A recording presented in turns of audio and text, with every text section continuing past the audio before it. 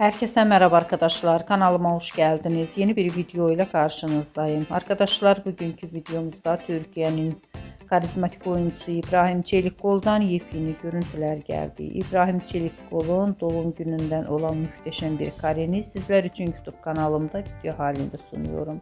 Umarım beğenirsiniz. Arkadaşlar videomu beğendiyseniz kanalımı izlemeyi ve bildirim butonuna basmayı unutmayın. Şimdilik benden bu kadar olsun. Yeni videomuzda görüşmek üzere. Hoşça kalın.